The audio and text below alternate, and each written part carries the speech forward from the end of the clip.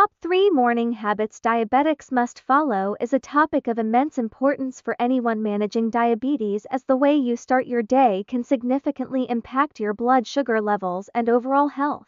Diabetes is a chronic condition that requires careful management, and adopting the right morning habits can make a world of difference in maintaining stable blood sugar levels, improving energy levels, and reducing the risk of complications.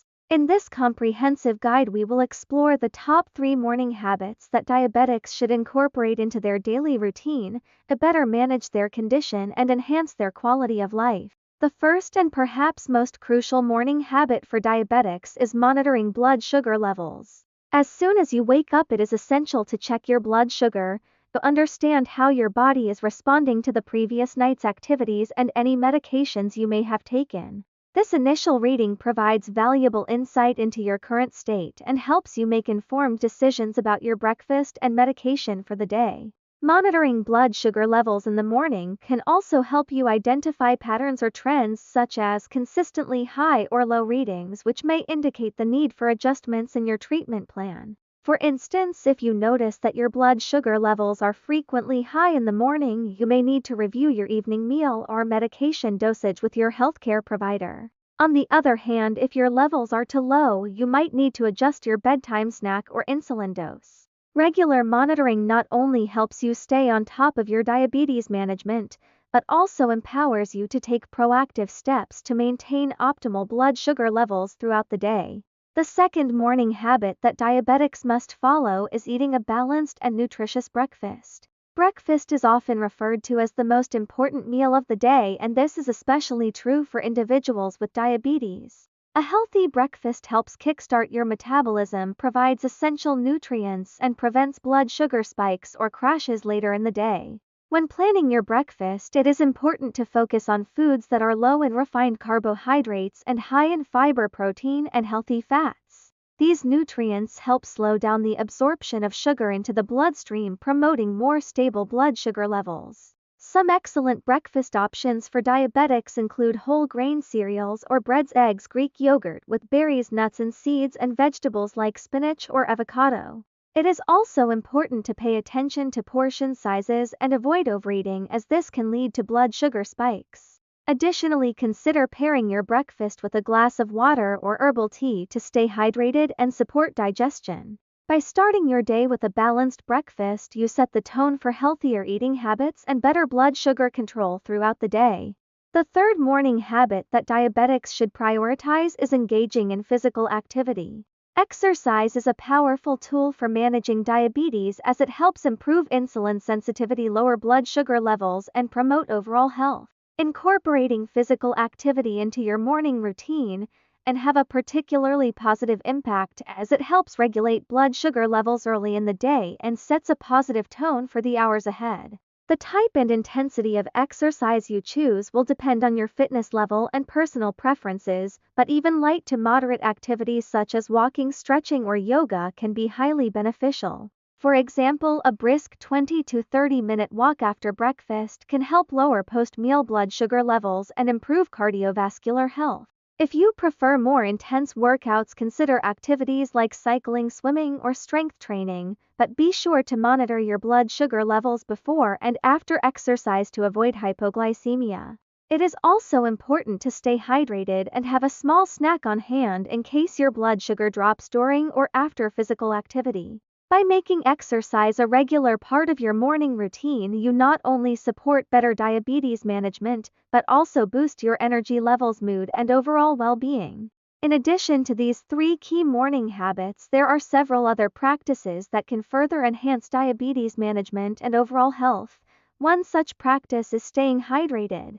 Drinking a glass of water first thing in the morning helps rehydrate your body after a night's sleep, supports kidney function, and aids in digestion. For diabetics, proper hydration is particularly important, as it helps regulate blood sugar levels and prevents dehydration, which can exacerbate diabetes symptoms. You can also add a slice of lemon or cucumber to your water for added flavor and health benefits. Another important practice is managing stress. Morning is an ideal time to engage in stress-reducing activities such as meditation, deep breathing, or journaling. Chronic stress can negatively impact blood sugar levels by triggering the release of stress hormones like cortisol, which can cause blood sugar to rise. By incorporating stress management techniques into your morning routine, you can start your day with a calm and focused mindset, which can positively influence your diabetes management throughout the day. Another valuable habit to consider is taking your medications or insulin as prescribed. For many diabetics, morning is a critical time to take medications or administer insulin to help regulate blood sugar levels. It is important to follow your healthcare provider's instructions carefully and take your medications at the same time each day to ensure consistency and effectiveness. If you have any concerns about your medication regimen or experience side effects, be sure to discuss them with your healthcare provider. Lastly, it is important for diabetics to prioritize self-care and make time for activities that bring joy and relaxation. Morning is an ideal time to engage in self-care practices such as reading, listening to music, taking a warm bath, or spending time with loved ones. These activities can help reduce stress, improve mood, and promote a sense of well-being, which can positively impact your diabetes management. Remember that managing diabetes is not just about controlling blood sugar levels but also about maintaining a balanced and fulfilling lifestyle. By incorporating self-care into your morning routine, you can start your day on a positive note and set the stage for a healthier and happier life. In conclusion, the top 3 morning habits that diabetics must follow are monitoring blood sugar levels, eating a balanced and nutritious breakfast, and engaging in physical activity. These habits form the foundation of effective diabetes management and can help you maintain stable blood sugar levels, improve energy levels, and reduce the risk of complications. In addition to these key habits, staying hydrated, managing stress, taking medications as prescribed, planning your day ahead, getting adequate sleep, staying informed, practicing gratitude, and prioritizing self-care, and further enhance your diabetes management and overall well-being. By incorporating these habits into your morning routine, you can take control of your diabetes and live a healthier, more fulfilling life. Remember that managing diabetes is a journey, and it's important to be patient and kind to yourself as you work towards your goals. With consistency, dedication, and the right habits, you can successfully manage your diabetes and enjoy a better quality of life. One of the most powerful ways to heal is by reparenting yourself. Imagine the child version of you standing in front of you right now. What would you say to them? Would you be harsh and critical? Or would you kneel down, hold their face in your hands, and say, "You are enough, you are loved, you are safe with me"? Healing means giving yourself the love, patience, and kindness that you may not have received when you needed it most. It means learning how to comfort yourself, how to set boundaries, and how to show up for yourself in ways no one else did. Setting boundaries is an act of self-love. When you grow up in a home where your emotions weren't honored, where love was conditional, or where you had to take on responsibilities too young, you might struggle with boundaries as an adult. You might feel guilty for saying no, or believe that prioritizing yourself is selfish. But boundaries are not about pushing people away, they are about protecting the peace you are creating. You have the right to decide what energy you allow into your life. You are not responsible for other people's reactions to your healing. That it wasn't that bad, but pain is not a competition. Suffering cannot be measured by comparison. If something hurt you, if it left a mark on your heart or changed the way you see yourself and the world, then it is valid and it is worth healing from. Acknowledging your pain requires courage because it forces you to face things you may have tried to avoid for years. It may bring up emotions you have buried, memories you have locked away, and truths that are difficult to accept, but in facing them you take back your power, because when you name your pain you take the first step in separating yourself from it. It is no longer something that silently controls you. It becomes something you can work through, something you can understand, and ultimately something you can release. Healing cannot happen in denial. Pretending that the past didn't shape you or that you were unaffected does not make the pain go away. It only prolongs the suffering. It keeps you stuck in patterns that do not serve you, locked in cycles that repeat themselves over and over again. But the moment you choose to acknowledge your pain, you open the door to transformation. You make a promise to yourself that you will no longer live in the shadows of your past, but instead you will step into the light of healing. Acknowledgement is the beginning of self-compassion. It allows you to look at yourself with kindness and understanding instead of judgment. It gives you permission to feel, to grieve, to process, and eventually to let go. It is not an easy step, but it is the most important one because it is the foundation on which all other healing is built. The pain you acknowledge today is the pain you will no longer carry tomorrow. You deserve to heal. You deserve to live free from the weight of the past, and that journey begins with a single act of courage: acknowledging the pain and deciding that you are ready to heal. The experiences of childhood do not simply fade away as time passes. They embed themselves deep within the mind and body, shaping the way a person sees the world, interacts with others, and responds to life's challenges. Trauma, especially when experienced in formative years, becomes an invisible force that influences thoughts, emotions, and behaviors, often without conscious awareness. For many people, childhood trauma does not remain in the past, it follows them into adulthood, affecting relationships, self-worth, decision-making, and even physical health. Understanding how trauma shapes adult life is crucial to breaking free from its grip, because healing cannot happen without first recognizing the patterns it creates. When a person experiences trauma in childhood, their brain adapts to survive in whatever environment they were placed in. If love and safety were inconsistent, their nervous system may have learned to stay on high alert, always preparing for the next moment of danger or disappointment. If they grew up in a home where their feelings were ignored, they may have learned to suppress emotions, believing that expressing their needs would only lead to rejection. If they were constantly criticized or made to feel like they were never enough, they may have internalized the belief that their worth is tied to achievement or the approval of others. These adaptations, once necessary for survival, become deeply ingrained and carry over into adulthood, shaping how they navigate life without them even realizing it. One of the most profound ways trauma shapes adult life is in relationships. When a person grows up in an environment where love was conditional, unpredictable, or unsafe, they may struggle with intimacy and trust. They might fear abandonment and push people away before they have a chance to leave. They might seek out relationships that mirror their childhood wounds, unconsciously choosing partners who are emotionally unavailable, controlling, or dismissive because that dynamic feels familiar. Or they may find themselves becoming overly dependent on others, constantly seeking validation and reassurance because deep down they do not feel secure on their own. Trauma can make a person tolerate mistreatment because it has been normalized in their past, or it can make them build walls so high that no one can ever get close. Beyond relationships, trauma also shapes self-perception. People who experienced neglect, rejection, or emotional abuse as children often struggle with feelings of unworthiness. They may carry an inner voice that constantly tells them they are not good enough no matter what they achieve. They may sabotage their own success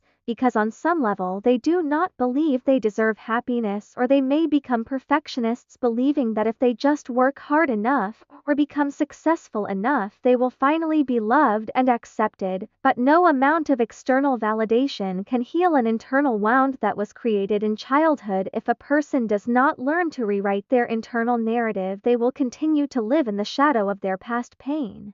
Releasing shame and self-blame is not easy because for many people it has been their reality for as long as they can remember. When a child experiences pain, abandonment, or mistreatment, they do not yet have the emotional or cognitive ability to separate themselves from the situation. They internalize it. They believe that if a parent neglected them, it must have been because they were unworthy of attention. If they were abused, it must have been because they did something to deserve it. If love was conditional, it must have been because they were not lovable enough. This is how the mind tries to make sense of pain. It looks for a reason, and when no clear reason is given, it assumes the blame. But the truth is that what happened in childhood was never their fault. A child is never responsible for the actions or failures of the adults around them. A child does not deserve to be hurt, ignored, or made to feel small. Yet these early wounds can be so deep that even in adulthood they continue to carry the belief that they are somehow responsible for the pain they endured.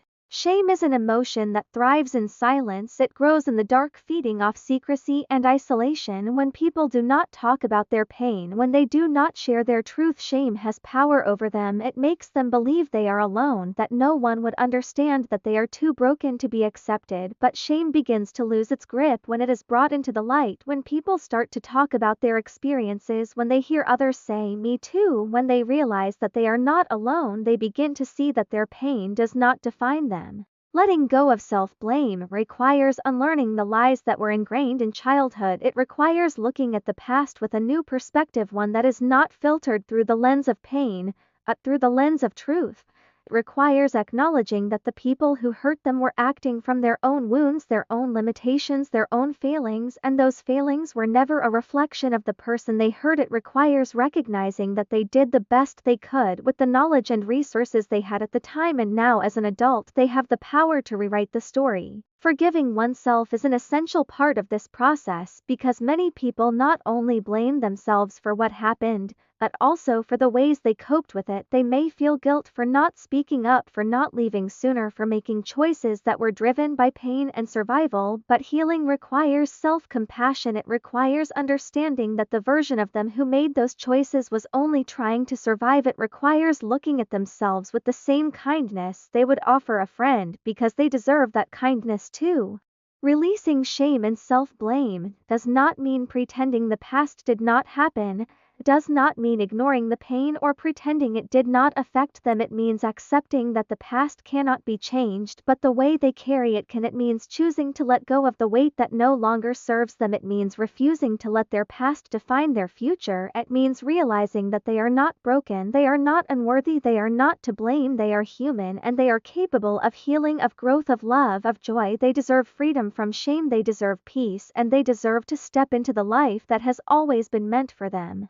Learning to reparent yourself with love is one of the most powerful steps you can take in healing childhood trauma. For many people, the wounds of the past stem from not having the emotional support, the guidance, or the unconditional love they needed as children. Maybe they grew up in a household where affection was scarce, where they had to be strong and independent far too soon. Maybe their parents were emotionally unavailable, leaving them feeling unseen and heard and unimportant. Maybe they were taught that love was something they had to earn rather than something they deserved simply for being who they are. Whatever the case may be, the absence of proper nurturing in childhood does not mean they are forever doomed to live with that emptiness. The beauty of reparenting is that it allows them to give themselves the love and care they never received, and to heal in a way that their younger self desperately needed. Reparenting is about stepping into the role of the compassionate, wise, and nurturing caregiver they may not have had growing up. It means recognizing the unmet emotional needs that still linger within them and taking responsibility for fulfilling those needs as an adult. It is about becoming the safe and loving presence they once longed for, because even though they are grown now, the child inside of them still exists, and that child still craves love, protection, validation, and security. Reparenting is about no longer waiting for someone else to come along and give them what they lacked. It is about realizing that they have the power to give it to themselves.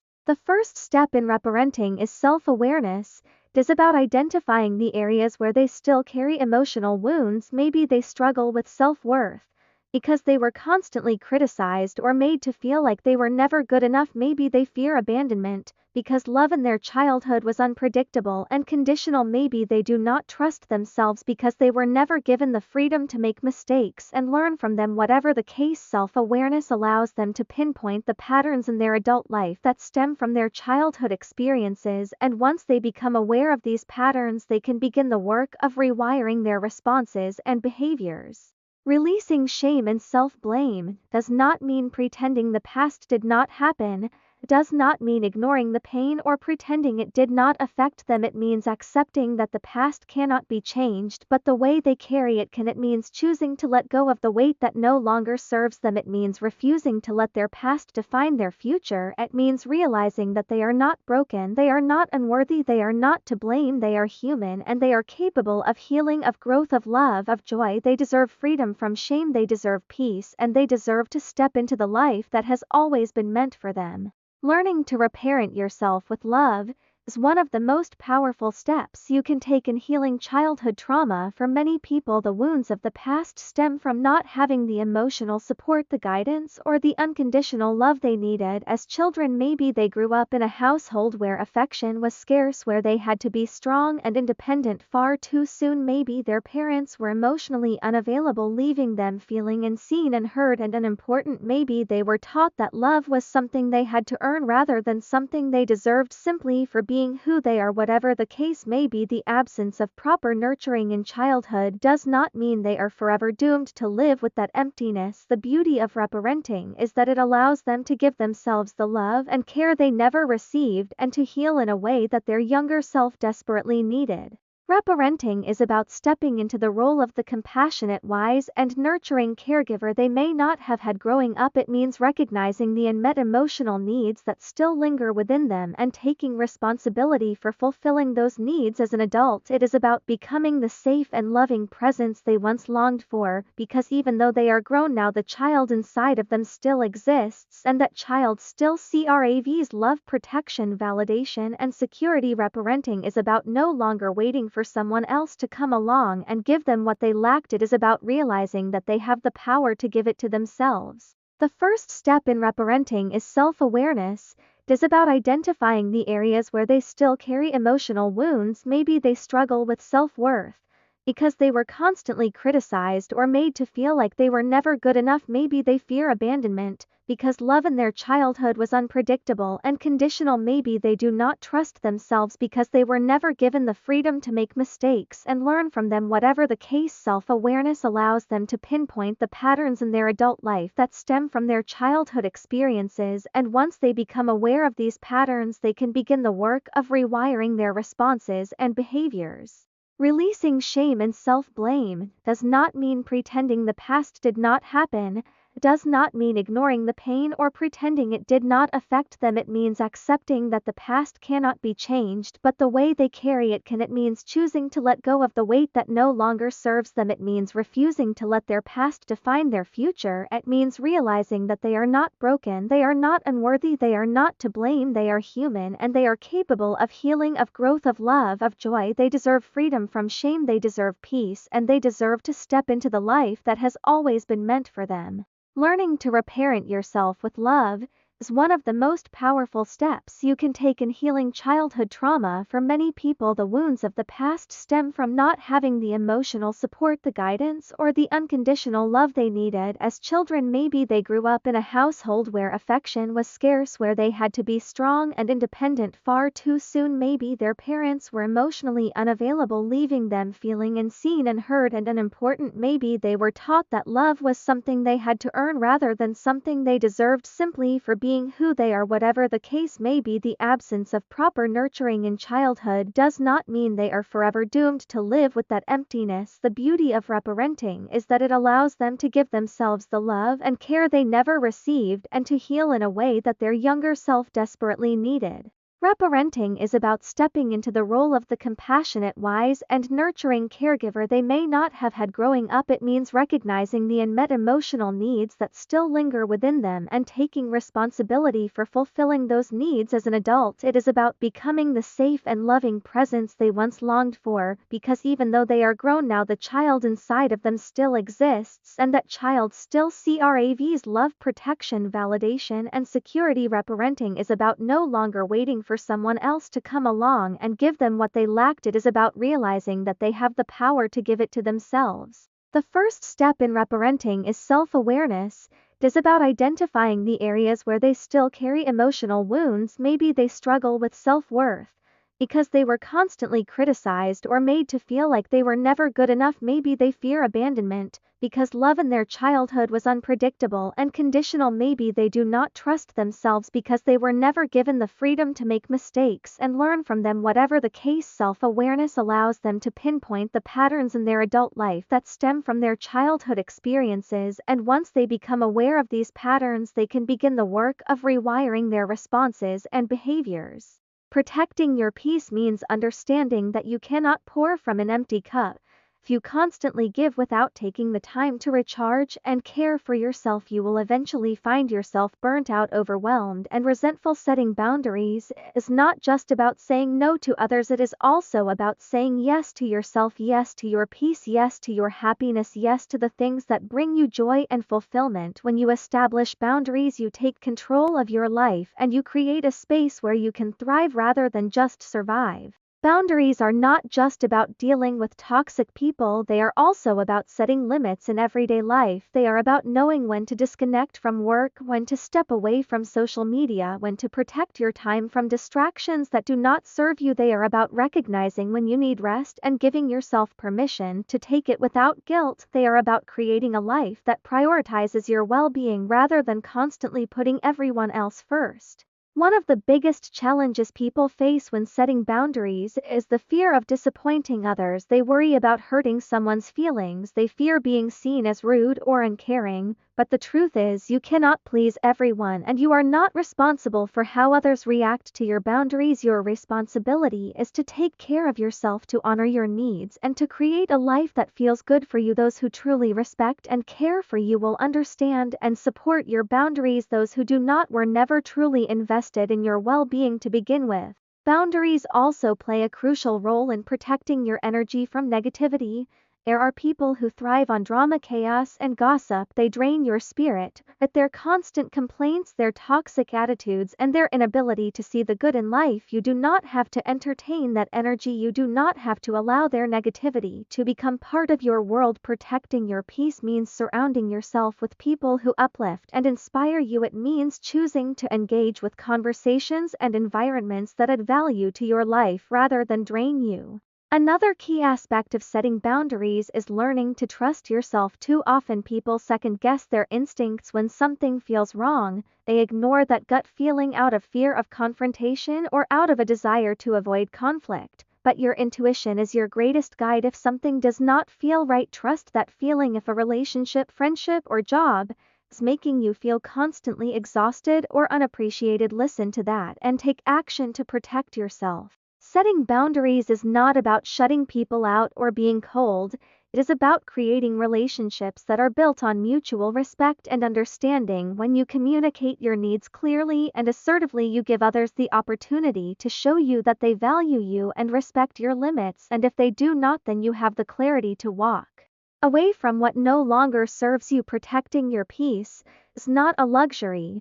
It is a necessity. Your mental and emotional well-being should not be sacrificed for the comfort of others. You deserve to wake up every day feeling safe, valued, and at peace with yourself and the choices you make. By setting strong boundaries, you empower yourself to live a life that aligns with your happiness, your goals, and your personal values. You take back control over your energy, your time, and your emotional space, and in doing so, you create a life that is truly yours, a life where peace is not something you chase, but something you cultivate within yourself. Turning your pain into strength and purpose is one of the most powerful transformations you can experience in life. Pain is inevitable. We all face hardships, heartbreak, loss, disappointment, and struggles that shake us to our core. Sometimes the pain feels overwhelming, and it can leave you questioning your worth, your path, and even your ability to keep moving forward. But pain does not have to define you. It does not have to be the thing that holds you back. In fact, pain can become the foundation for your greatest strength and your most meaningful purpose if you choose to rise from it. Strength is not built in comfort. It is built in the moments when you feel like you cannot go on, but you do anyway. It is forged in the fire of adversity, in the battles you fight within yourself, in the days when you pick yourself up despite feeling broken. Every time you overcome something painful, you grow stronger, you gain wisdom and resilience, you learn more about who you are and what you are capable of. Pain can either break you or build you, and the choice is yours. But true strength is not just about surviving, it is about using what you have been through to create something greater. It is about taking the lessons that pain has taught you and applying them to your life in a way that empowers you and others. When you shift your mindset from asking, "Why did this happen to me?" to "What can I learn from this and how can I use this to grow?" everything changes. Suddenly, pain is no longer just suffering, it becomes a tool for transformation.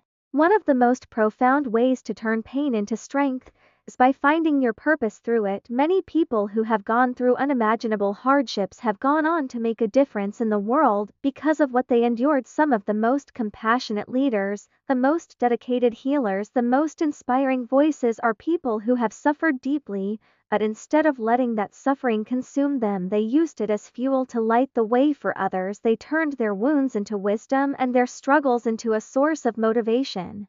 Your pain is not the end of your story. It is the foundation of your strength and the doorway to your purpose. Every challenge, every heartbreak, every struggle you have faced has shaped you into the person you are today. But what truly matters is what you choose to do with it. You can let it define you as a victim, or you can rise above it and transform it into wisdom, resilience, and power. The strength you seek has been inside you all along, forged in the moments you thought you would never survive.